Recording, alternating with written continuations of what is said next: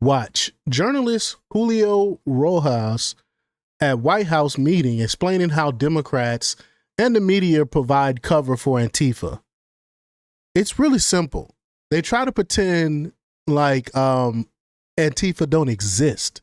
That's what's going on here. They're trying to believe like, oh, it's some ragtag people that just come together every once in a while and tear crap up. That's what they want us to believe. But we all know it's not true. We know Antifa is a real entity. We know that they're destroying things. We know that they're funded.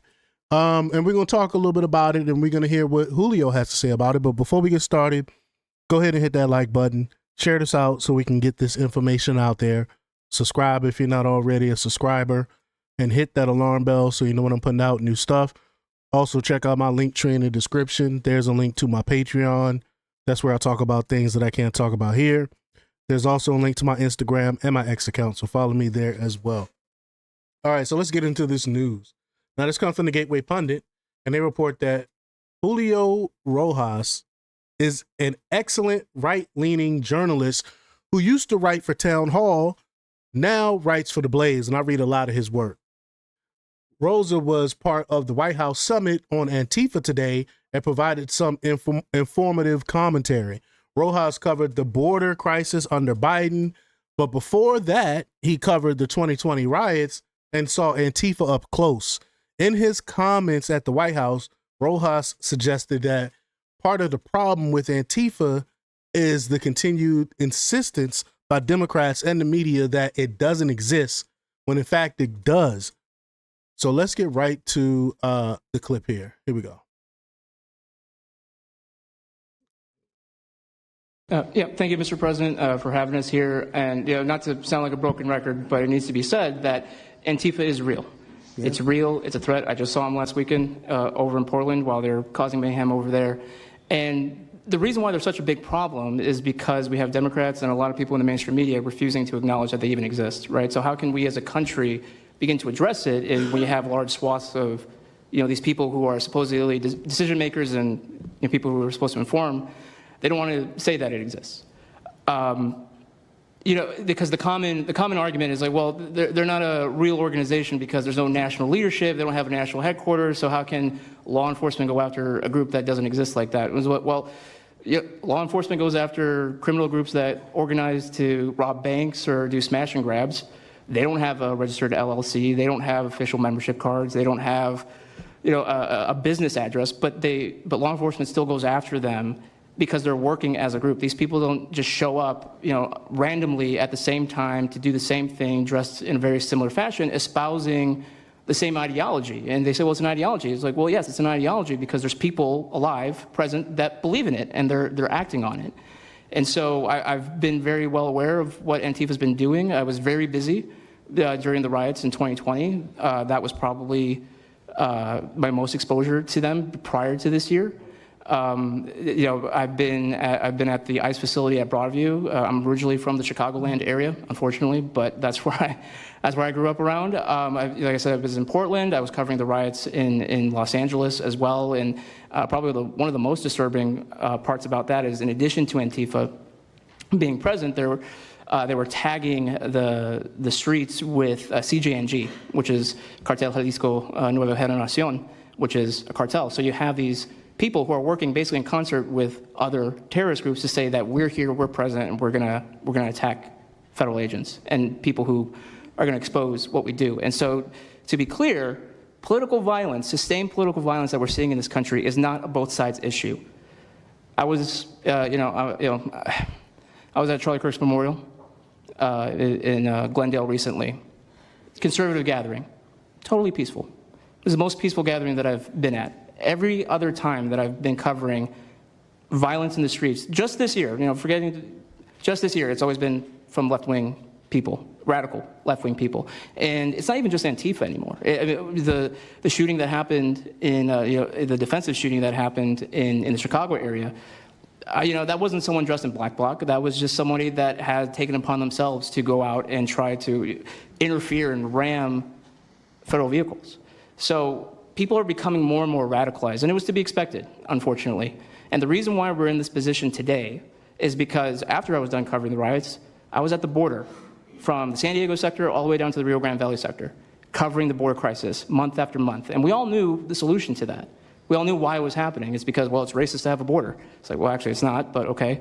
And so it required you to come back into office and to fix the problem, but it's no longer just a border issue. It's a nationwide issue, and that's one of the reasons why you got elected back into office, because thankfully the American people said we're not going to deal with it anymore. But unfortunately, there's a lot of people, as we've seen, who are willing to take to the streets to do violence. And that's a scary thing, because typically when I was in 2020, I was covering Minneapolis, Los Angeles, Portland, Seattle. I was over in Chaz, and that was to be expected. But now, because the issue of immigration, illegal immigration, is so widespread, riots can happen anywhere. Attacks can happen anywhere. So that's why it was weird kind of going back to my home state to cover this violence. I mean, just after the Dallas shooting, they were chanting outside Broadview, shoot ICE, shoot those, efforts, shoot those efforts.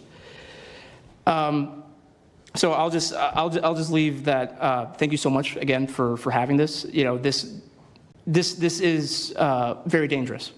We don't work for companies that have billions of dollars. We're running and gunning often on our own.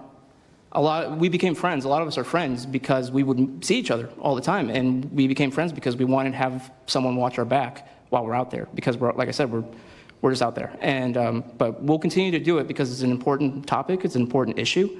The American people deserve to know what's happening in these chaotic situations, and we're more than happy to do it.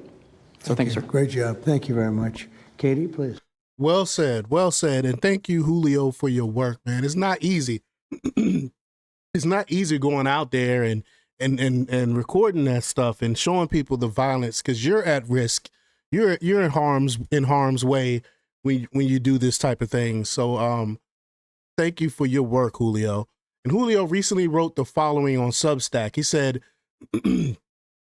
Antifa's quiet alliance with Portland police is the story the media is missing. The city of Portland, Oregon is no stranger to being in the national spotlight due to the city's strong Antifa presence. While they have made headlines this past summer for what Antifa was doing outside the ICE facility in the southern portion of the city, the Portland Police Bureau has been on the receiving end of scathing criticisms because of what they are not doing. The Portland Police's inaction to enforce basic laws outside of the ICE facility has been a growing problem, not just for the federal agents assigned to work and protect it, but also the residents of low-income apartment complex just across the street. The city was taken to court over the issue by some of the residents, but the judge ruled the local cops are not obligated to do crowd control outside the federal building. Wow, no accountability. No accountability. But this is what y'all voted for, Portland.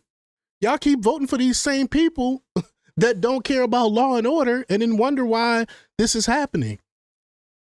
With the judiciary on their side, Antifa continued their siege of the courthouse mainly at night.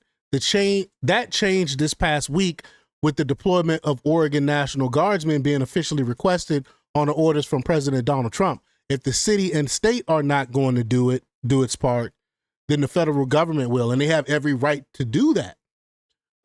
This move by the War Department predictably angered the local radicals, and they redoubled their efforts.